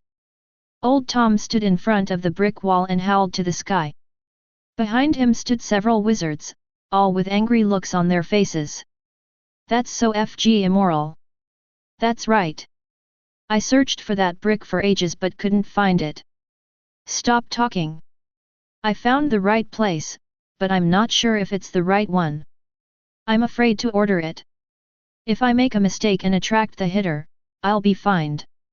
Faced with the brand new walls and the row of identical trash cans, the group of wizards were furious.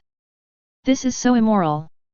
Old Tom blushed as he moved the duplicate trash cans away one by one, leaving only the original one. Looking at the wall, his anger subsided a lot. You know what, this repaired wall looks more comfortable than the previous dilapidated wall. Old Tom used his magic wand to turn the original brick red, and then he ignored the other bricks and left it at that. Who did it? Who else could it be? It must be those naughty little wizards. Did you see anyone come in just now? A group of wizards talked at once, trying to find the culprit, and old Tom fell into deep thought. Wayne's figure subconsciously appeared in his mind. Problems arose not long after the little wizard left, so logically speaking, he was the most suspicious. But Tom soon ruled out this answer himself. The reason is simple. The young wizards who could be accompanied by Professor McGonagall must be from Muggle families and had never been exposed to magic before. It's only been a few days, how is it possible that he has learned such exquisite repairing and copying spells? He looked at all those trash cans and they could last at least a month.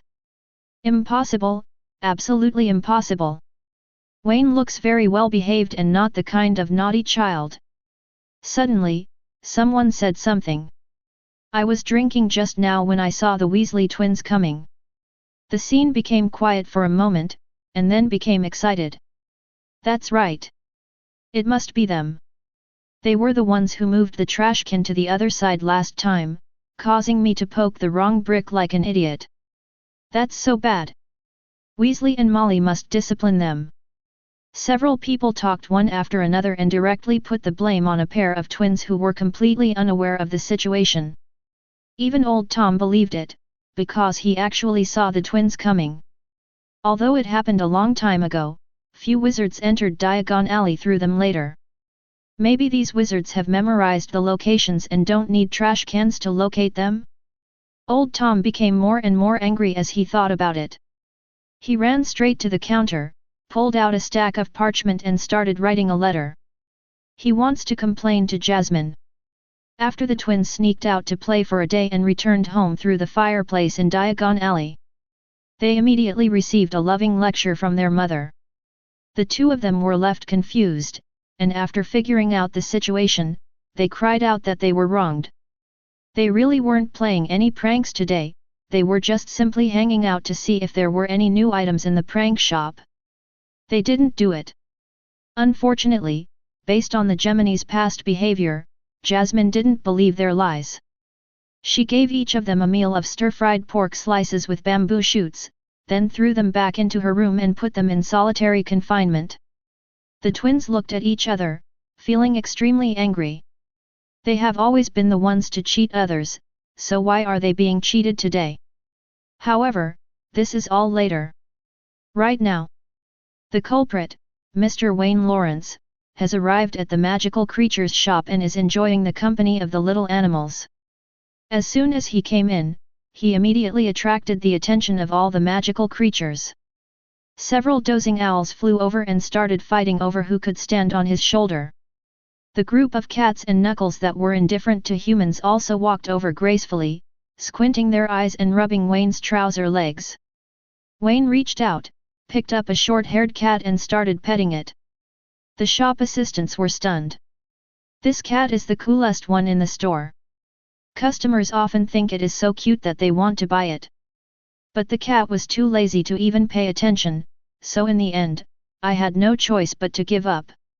Why is she so cooperative today and showing her belly with a look of enjoyment?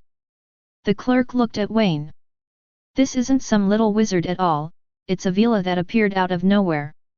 Chapter 11. After staying in the pet shop for a while, Wayne also realized the power of the talent of affinity with magical animals.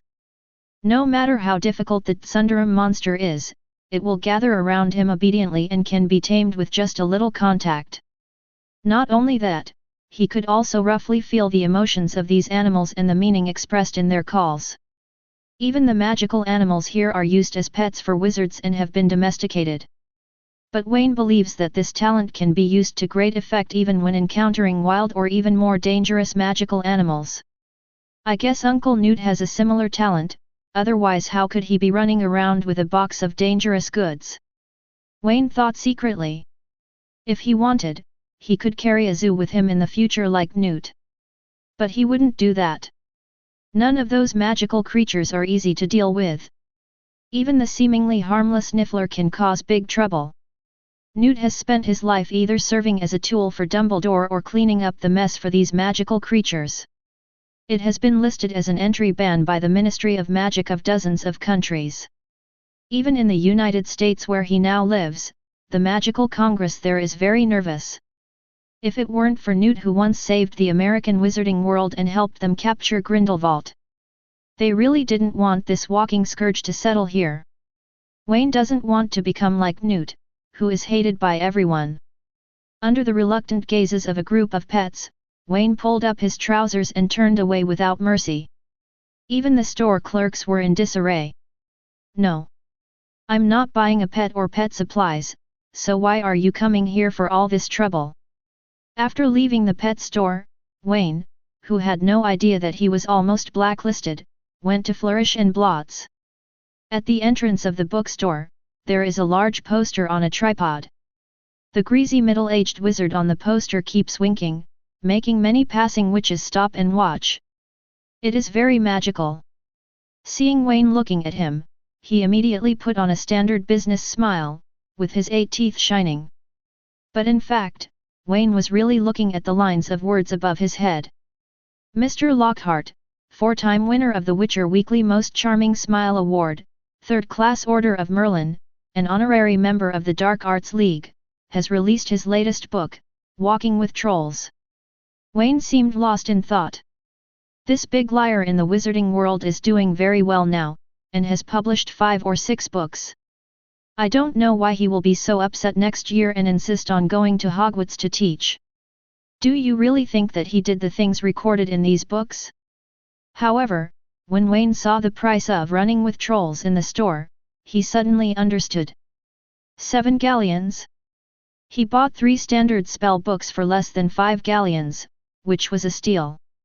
This guy agreed to be the defense against the dark arts professor, didn't he just do it to sell books? A set costs 30 or 40 galleons, and there are hundreds or nearly 1,000 students in Hogwarts, which means tens of thousands of galleons. It can be considered a huge sum of money. After flipping through the books casually, Wayne decided to buy all of Lockhart's books.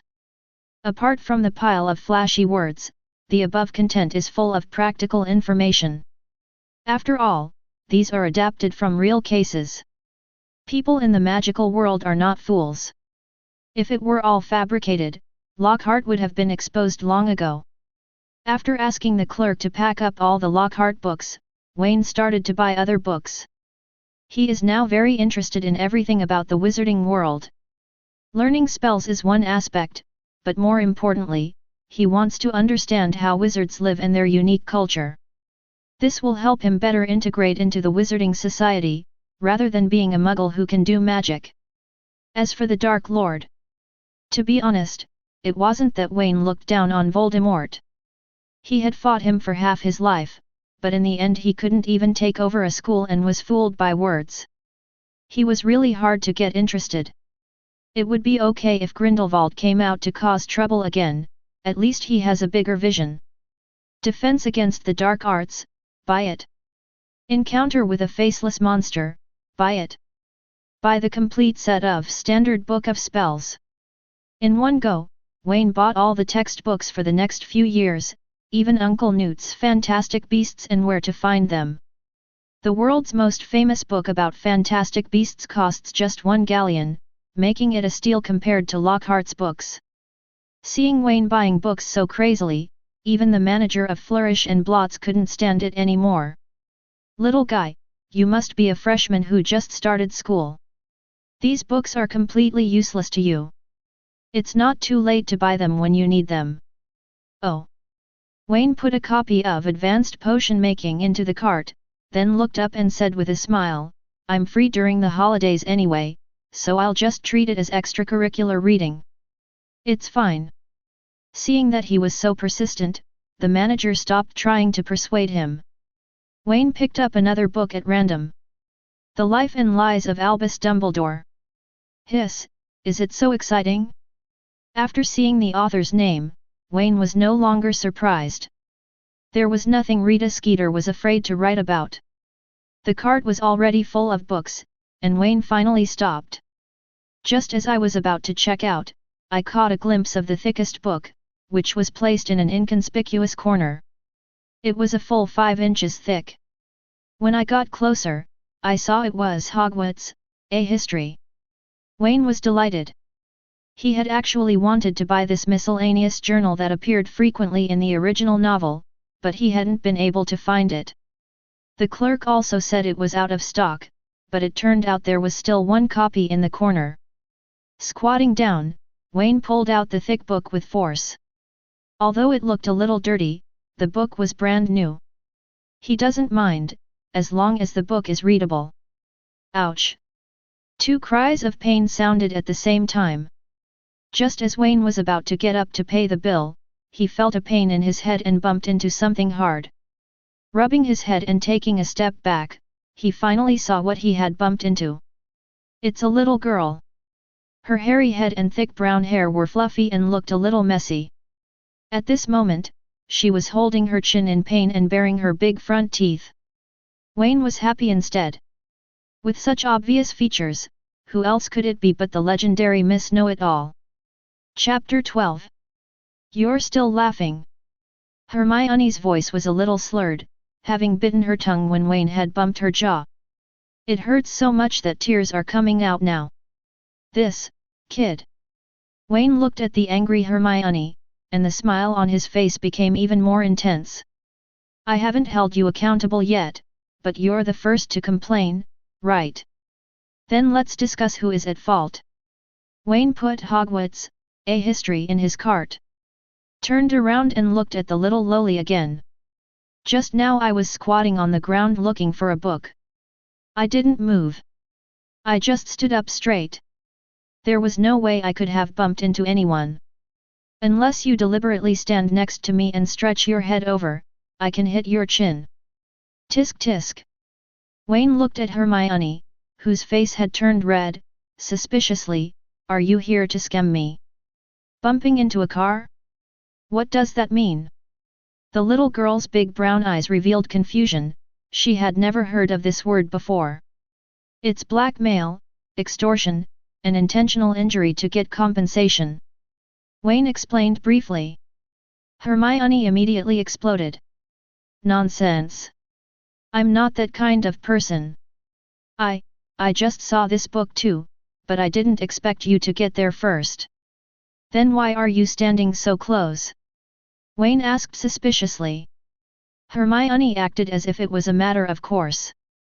This book is a little dirty. If you put it back, it means you don't want it. Of course I have to keep a close eye on it. So that's how it is. Wayne nodded in understanding. He took the book in his hand again and waved it in front of Hermione. Do you want it? Hermione nodded excitedly, looking at Wayne expectantly.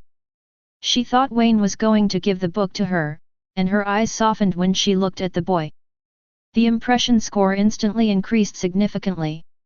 Wayne smiled and pointed to his face. Do I look good? Hermione nodded subconsciously. It was too early to describe an 11-year-old boy as handsome. Cute and pretty were the most appropriate words for a child of this age. Wayne was the most beautiful child Hermione had ever seen. His features were even more delicate than those of a girl. So you think you're pretty and I'm pretty? Well. Hermione was a little embarrassed. But for the sake of this school history, she chose to tell the truth. You look good. Well, I'm very happy with the compliment. Wayne's smile faded, and he turned around and walked away with the cart. Since you told the truth, I have a message for you. The next batch of Hogwarts, a history will be delivered before school starts, and you will be able to buy it then. Hermione was stunned, and when she saw Wayne walking some distance away, she quickly chased after him. You won't give me the book. Why should I give it to you? What I grab is mine. Then why are you asking me these questions? Can't we do a social survey? You. Hermione was furious, and finally realized that she had been tricked. She watched Wayne pay the bill. A History of Modern Magic, The Rise and Fall of the Dark Arts, and Breaking with the Female Devil. These are the books she wanted. Hermione's eyes were a little red because of the restrictions on Muggle currency exchange, even though she had compressed her pocket money for one semester into 5 galleons. The remaining money is far from enough to buy books. She also wanted to be like this little boy and buy whatever books she wanted. Feeling the eyes on his back, Wayne chuckled inwardly. He had just been teasing Hermione on purpose. Suddenly, Wayne had an idea. I asked the cashier to send all the other books home by owl, and only kept the 2 books Hogwarts, A History and Identifying and Cultivating Hundreds of Herbs. He looked at Hermione again. Would you like to see it? I can lend it to you. Because of the experience of being tricked just now, Hermione looked at Wayne warily and did not say anything. Wayne didn't care and said to himself, I definitely can't borrow it for free. But if someone is willing to pay some rent, I can consider it. Hearing this, Hermione was indeed moved. How much? 1 sickle, 1 hour. Hermione frowned. That's too expensive. I think I'll have to pay you for a day, 1 galleon, 7 sickles. Who wants to lend it to you for a day? Wayne took out a pocket watch and checked the time, then said. I'm going to have afternoon tea at Florin Dessert Shop this afternoon and read a book. I'll stay there for 2 hours at most. After much hesitation, Hermione nodded. Make a deal. On the way to the dessert shop, the two introduced themselves to each other. The little witch met the Hogwarts freshman of the same age for the first time, and she kept talking all the way. Wayne just responded with oh hi's and oh shit, which didn't seem boring. Lawrence, you bought so many books at once, spending dozens of galleons. Hermione suddenly said enviously. You must have been born into a wizarding family, right? Can you tell me what the life of a wizard is like? Being able to study magic at Hogwarts was definitely a big event for Hermione, mixed with joy and fear. Being extremely competitive, she was afraid that she would not be able to adapt to Hogwarts, and would be left behind by those children who grew up in wizarding families, and would end up at the bottom of the class.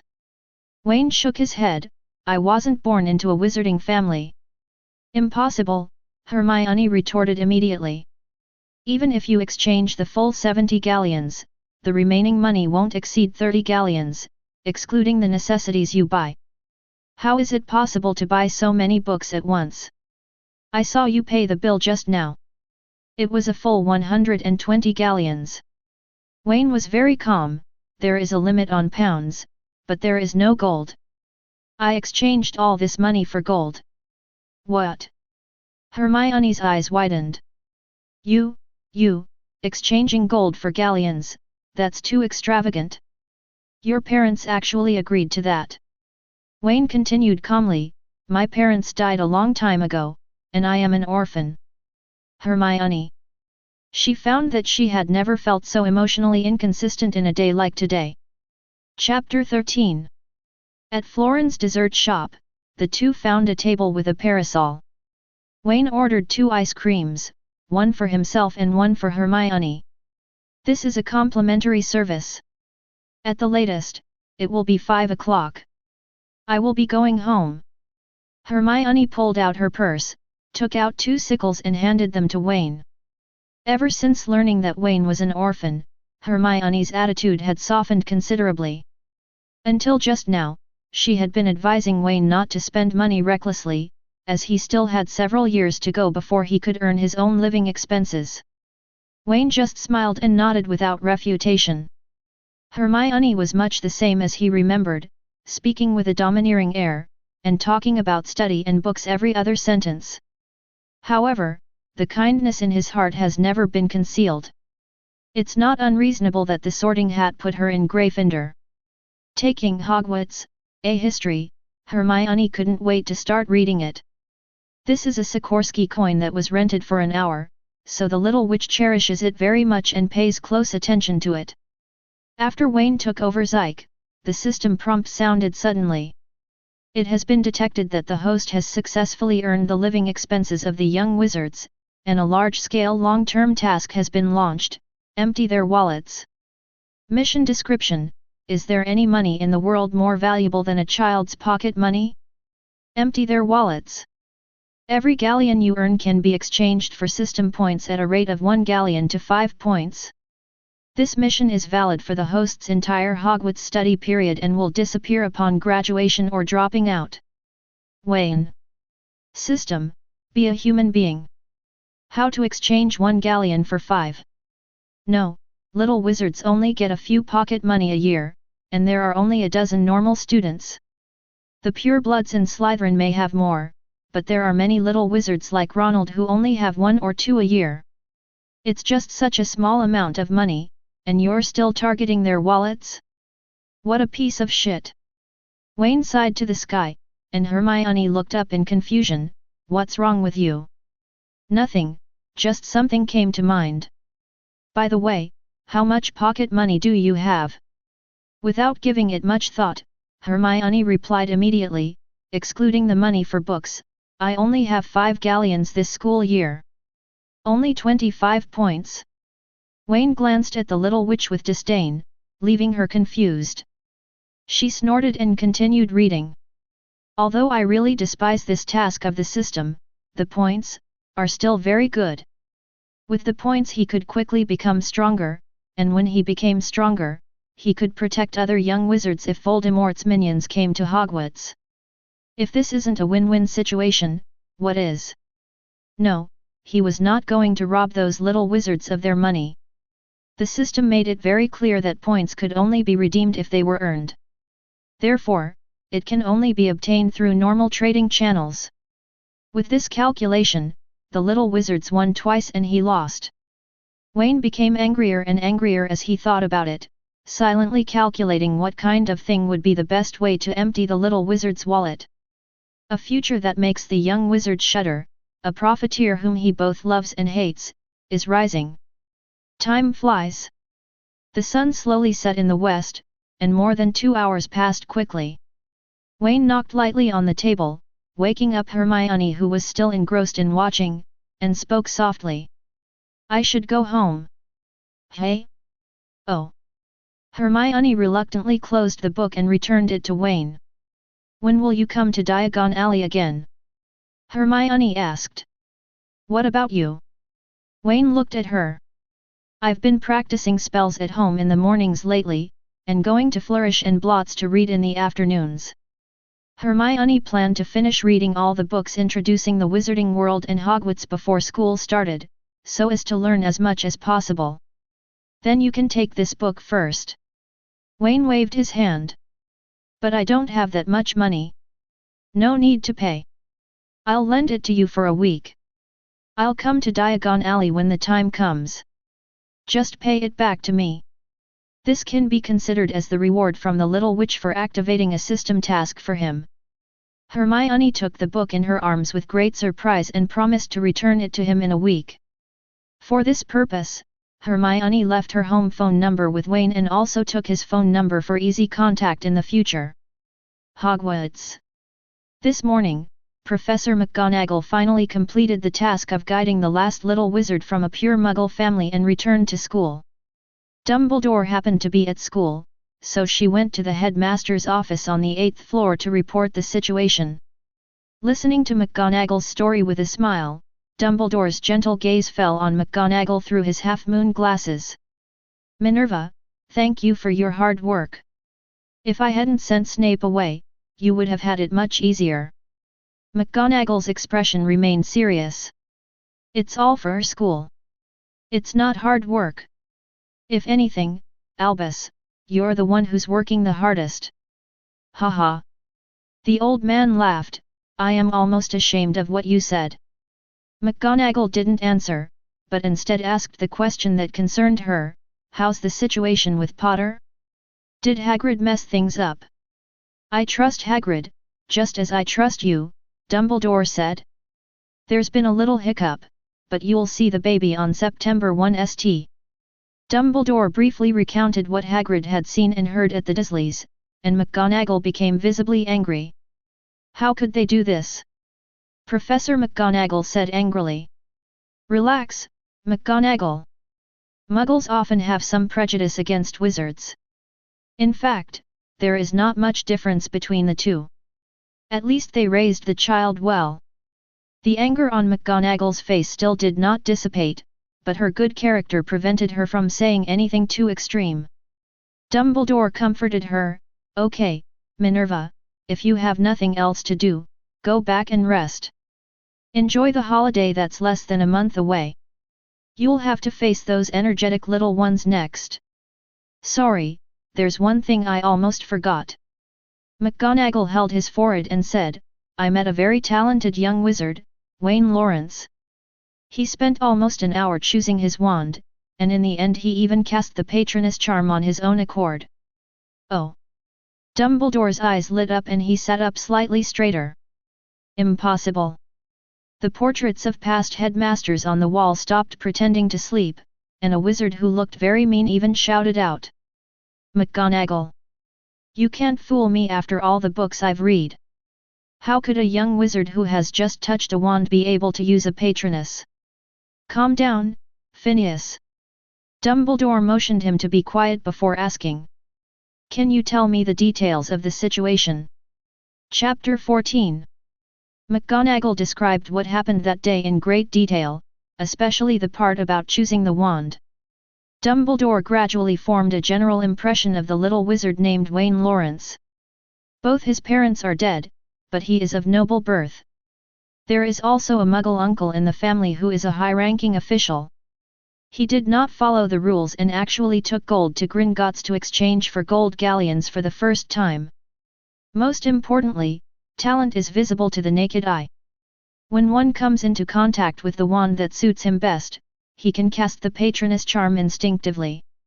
Even with Dumbledore's erudition and experience, he has never heard of such a thing.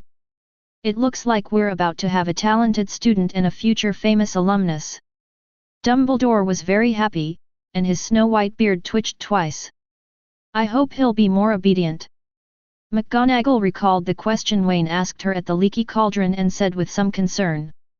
The Weasley twins are enough of a headache. Dumbledore didn't really care. Students, it's better to be more lively. Whenever he saw those energetic students, Dumbledore always felt happy from the bottom of his heart. These little wizards were his most precious treasures. After a few more words, Professor McGonagall left the principal's office. Dumbledore also put Wayne's matter behind him. He now had many problems to think about. The boy who lived is about to come to Hogwarts. As if it were fate, Voldemort, who has been silent for 10 years, has reappeared and has set his sights on the Philosopher's Stone. He borrowed the Philosopher's Stone from Nicholas Flamel specifically, and he was the one who leaked the news on his own initiative. This is a bait. Not only could he be used to test Harry, but he could also attract Voldemort's attention and observe his condition. To be on the safe side, we must make more adequate preparations. Sighing, Dumbledore took out a copy of the Daily Prophet. The headline on the front page was about the theft at Gringotts a few days ago. Teacup flies. Wayne lay comfortably on the sofa, picked up the wand on the table and chanted a spell. A cup filled with black tea flew out from the kitchen and landed in his hands. During the entire process, not a drop of tea was spilled. After drinking the tea in one gulp, Wayne put down his wand and tapped the cup twice. The water flowed and the teacup was filled again. According to Gamp's first law of transfiguration, food cannot be conjured out of thin air. Wayne didn't just conjure up the black tea out of thin air, but used the charm of filling to summon the black tea from the teapot in the kitchen into the cup. I've gotten into silent spells and wandless spell casting, but I can only use them on simple spells. The remanufacturer's charm was a very simple spell, so he could cast it wandless, without even saying the spell. But the flying spell is much more difficult. It is a spell that can only be learned in the 5th grade, and Wayne is not able to cast it without a wand for the time being. Wayne's magic level has long exceeded the standards of first-year students, or in other words, surpassed most of the young wizards in Hogwarts. However, the deeper your understanding of magic becomes, the more you will appreciate its profoundness. The magic in the Harry Potter world is so idealistic that it is not an exaggeration to call it the power of my imagination, emphasizing that whatever you wish for will come true. A wizard's level does not depend on how many spells he has mastered. It depends on how deep his understanding of magic is and how much he knows about his own mind. At least now, Wayne feels that he is similar to Hermione in the original book. He knows a lot of spells, but they are not strong enough. He is knowledgeable but not specialized. Forget it, why push myself so hard? Wayne laughed and shook his head, realizing that he had been a little impatient these days and couldn't wait to realize all his talents. But in fact, he is not even a first-year student now, at best he is just a budding wizard. After drinking the black tea in the cup, Wayne got up and went into the kitchen to prepare a casual dinner. The servants and cooks in the house have been transferred to other positions. Although it is much more comfortable now, it is still a bit troublesome to prepare 3 meals a day by myself. Today is the 10th day since I got the pet egg. Judging by the time, it will probably hatch soon. So after cooking, Wayne did not finish his meal in the restaurant. Instead, he took the plate back to the bedroom and kept watch, so that the baby would not be unable to find its mother when it was born. No, it's Dad. After he finished his meal, the little guy still showed no intention of coming out. Wayne simply decided not to leave and just lay down in front of the desk in a daze, thinking about which college would be better for him to enter. Slytherin would definitely not be considered, and he would not go even if the Sorting Hat recommended it. As a Muggle-born little wizard, he entered Slytherin to attract hatred. If he wanted to live an easier life, he would probably have to defeat all the little snakes like Voldemort did back then. In that case, his points would definitely explode, but it would be too troublesome. It is also easy to be targeted by Deng. Gryffindor wasn't a good choice either. First, he was too close to Harry, which basically meant he was living under Dumbledore's surveillance and was not free. Secondly, Wayne himself was not interested in the Gryffindor way. It sounds like courage and adventure, but they are just a bunch of noisy and reckless people, and they are extremely repulsive to those who don't fit in. For example, Hermione at the beginning. We all had fun playing pranks and being conspicuous. What does it mean that you study hard? In addition, Gryffindor attaches great importance to collective honor. Even if Harry loses points for the school, he will be pointed at and suffer from cold violence. On the one hand, they are the biggest mischievous group in the school, and on the other hand, they are most eager for collective honors such as the College Cup. What the hell is this? The ultimate contradiction. Wayne doesn't want to suffer any consequences. That leaves only Ravenclaw and Hufflepuff. Where is the best place to go? Snap! Snap! The crisp sound of the eggshell breaking reached Wayne's ears, bringing him back to reality, and he quickly raised his head. Wayne carefully took out the Pokémon egg and placed it on the soft velvet cushion, his eyes full of anticipation. What he wants most is of course a cute Pokémon like Gardevoir, Sylveon, or Melietta. Of course, he doesn't dislike Rayquaza and the Ice Dragon Kyurem either. Snap! The upper part of the eggshell was completely separated, and the little guy's true appearance was revealed. Wayne poked his head out, then his eyes widened. Is this a toucan? Shoo! Chapter 15. Chirp! Chirp! When the newborn baby heard his owner calling him, he cried angrily and ate the eggshell without even caring about it. He stumbled out and pecked at Wayne's fingers. And because it was just born, the little guy's attack was like a tickle. Wayne scratched his head in confusion, not understanding why it was so angry. No, how can you evolve to your final form right after birth? You should be called Spearow. The Speacock stopped pecking at the finger, its whole body trembling, and then it pecked faster. Even the system was speechless, and it rarely jumped out on its own initiative. Host, this is Ho-Oh. What the hell? A traditional Huxia saying came out, and Wayne looked at the little guy in surprise. Is this Ho-Oh? If you look closely, it does resemble Ho-Oh, but without the hair, it looks more like a toucan. The little guy raised his head proudly, as if saying, Master, you finally recognized my identity. He turned his head, faced his butt towards Wayne, and started chewing the eggshell. Looking at Ho-Oh eating with relish, Wayne also fell into ecstasy. This is Ho-Oh, the legendary Pokémon who possesses all kinds of magical powers and can even resurrect the dead. Even though its combat power is not that strong, it is only relative to other legendary Pokémon. Compared with ordinary Pokémon or even quasi-gods, it is definitely not a weakling. Compared to the phoenixes in this world, the Phoenix King must be far superior. The two gift packs from the system are really full of sincerity. An SS-level template card makes Wayne's talent leap to a historical level. The other pet turned out to be Ho-Oh, and the cards were maxed out. System, how can I upgrade Ho-Oh? Wayne asked. By absorbing energy-rich food, Ho-Oh can grow over time. Defeat other magical beasts to gain combat experience and accelerate your upgrades. Wayne nodded. The request was quite simple. Wayne also smiled as he watched the little guy almost finish eating the eggshell. From now on, I'll call you Ho-Oh, the Phoenix King. When I get to Hogwarts, I'll take you to the Forbidden Forest to train and reach your prime.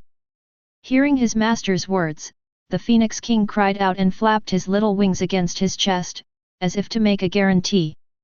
In the following days, Wayne turned into a stay-at-home dad and took care of Ho-Oh at home every day. He bought a lot of pet food from the magical creatures shop and let Ho-Oh choose his favorite flavor. He also bought a few bottles of horned beast milk at a high price, which Ho-Oh also liked. A week later, Hermione returned the book to Wayne. When Wayne asked her if she wanted to read other books, Hermione refused. She has to start previewing the first grade textbooks so that she won't fall behind when she goes to school. Wayne was also a little speechless. Other people would prepare for the lesson the night before class, so who would start preparing during the summer vacation? He is worthy of being the king of Hogwarts papers. After returning home, Wayne did not learn any more spells except playing with Ho-Oh. Instead, he shifted his focus to herbology and potions. The most effective way to empty the wallets of young wizards is to sell prank products or some interesting potions, just like the twins did. Wayne needs to improve his potion-making skills as quickly as possible, develop distinctive products, open up new tracks, avoid internal competition caused by homogeneity, and achieve overtaking on the curve. Relying on his talent of Memory Palace, his learning progress was amazing, and he never made any big mistakes when he occasionally tried to refine it himself.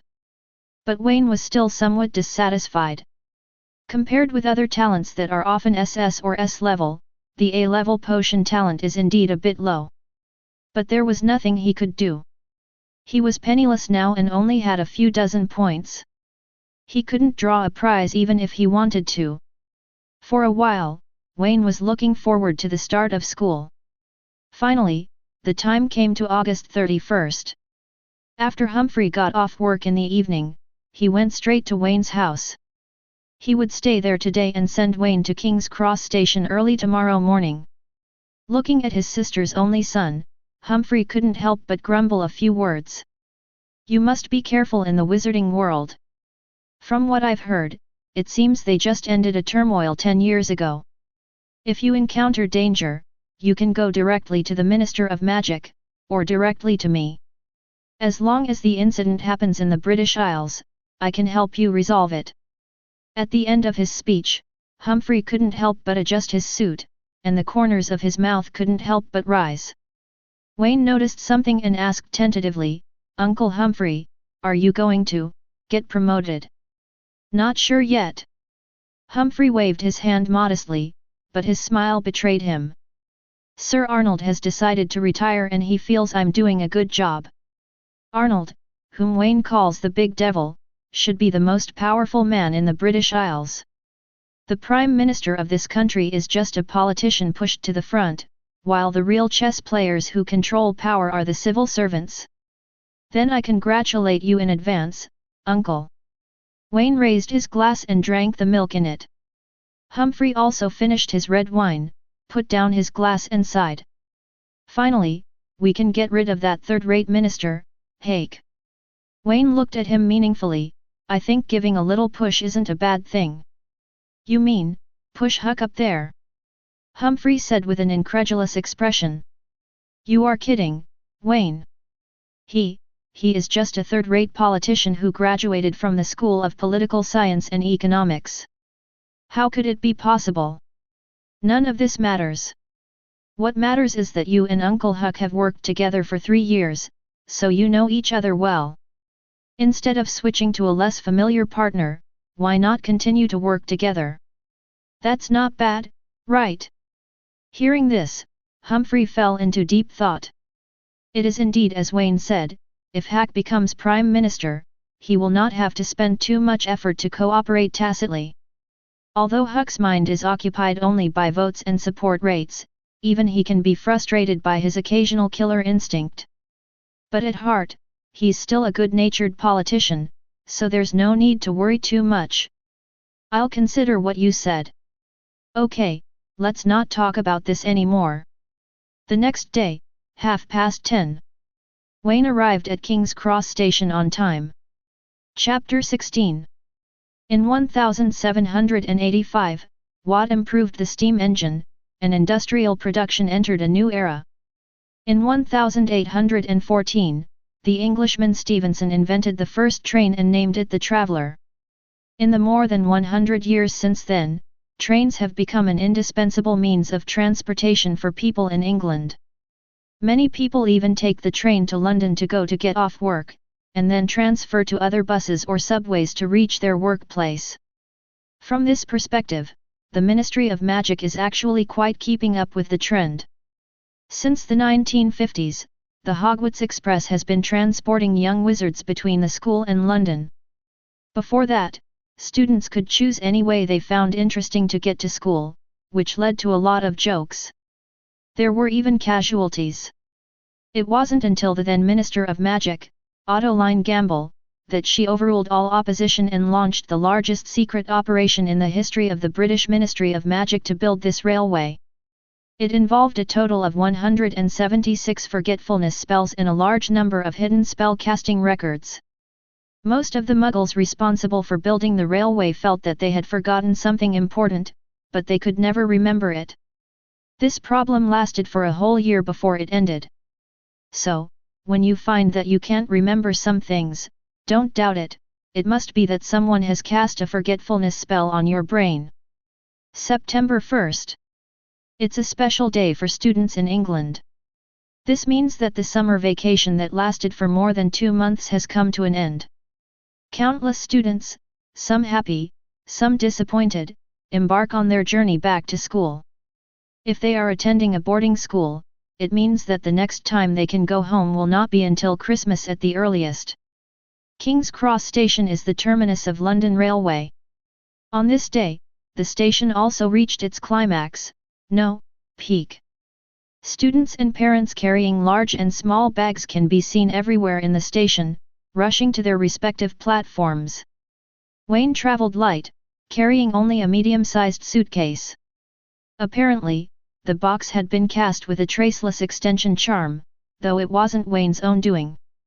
The traceless extension charm is an extremely advanced spell, recorded in the book Standard Spells, 7th grade, which means that only 7th grade students are qualified to access it. It took Wayne a whole morning to learn the spell and cast 2 on his trouser pockets. As for the box, he got it through the relationship with Tuffin Garment Store and spent 120 galleons on it. The use of the untraceable extension charm is strictly restricted by the Ministry of Magic. It cannot be used for private purposes and must be registered to be legal. Although Wayne strongly suspected that there was some ulterior motive between the Ministry of Magic and the tent and suitcase manufacturers that led to the introduction of such laws. But he is just a newbie now and is not qualified to compete with the Ministry of Magic. It is better to keep out of trouble. Any trouble that can be solved with money is not a trouble. Walking towards platform 9 3/4, Wayne observed the crowd around him. He saw several men in black trench coats and bowler hats patrolling casually nearby, and guessed that these people should be the staff sent by the Ministry of Magic to maintain order and deal with accidents. After all, ordinary people are just muggles, not fools. If a group of people disappear after crashing into a pillar, they will always be noticed. At this time, staff are needed to come out and clean the floor. Wayne looked around first and found that no one noticed the situation on his side. He pretended nothing had happened and walked into the 3rd pillar between the 9th and 10th platforms. It is like poking through a membrane, which is very narrow at first, but after walking a few dozen steps, it suddenly becomes clear. When the light came back to him, Wayne had arrived in a whole new world. The old steam train whistled and the scene was just as lively as outside. After a quick glance, Wayne cursed inwardly. Rowling knows nothing about Harry Potter, and she even said there are only about 3,000 wizards in the whole of Britain, and there are only 1,000 or 2,000 here alone. Could it be that all the wizards with English backgrounds have come to the market? The little wizard took the time to say goodbye to his family, and his parents also kept nagging and giving him instructions. It looked messy but also somewhat warm. But few people had sad expressions on their faces. For the wizarding world, which has the regulations prohibiting underage wizards from using magic, these 2 months of summer vacation are not very pleasant. Although I have to attend classes at school, at least I can use magic and have a group of like-minded friends. It is much better than being hated by everyone at home. Of course, there are also some people who wear masks of pain on their faces. I guess he remembered the homework that he had forgotten for the whole summer. Wayne didn't stay on the platform for too long. He just looked around casually and got on the Hogwarts Express without noticing Hermione, the only little wizard he knew. There were only 10 minutes left before departure, and as we walked along, the car in front was almost full. I carried the suitcase to the back of the carriage and finally found a compartment with only one person in it. The door was open, but he knocked politely anyway. "Excuse me, can I sit here?" The little wizard who was reading a book in the box raised his head, revealing his handsome face. They were both shocked at the same time. "FK, this guy is only second to me in handsomeness." This was Wayne's thought. "Merlin, there is actually a little wizard who is more handsome than me." This was the psychological activity of the young people in the room. "Of course, sit wherever you want." The man reacted very quickly. While sighing in his heart, he stood up enthusiastically and helped Wayne put the luggage on the shelf. Everything was done, and the two sat facing each other. The young wizard extended his hand with a gentle smile on his face. "Hello, I'm Cedric Diggory, a third-year student at Hufflepuff. You should be the new wizard this year, right?" He said this with great certainty. Even though he didn't remember all the students in the school, judging by the appearance of the little wizard opposite him, he would definitely be extremely famous in Hogwarts. It was hard for him not to know him. Wayne was also stunned. He didn't expect that this person was the Hogwarts version of other people's children. Cedric only appears in 2 books, but is extremely popular.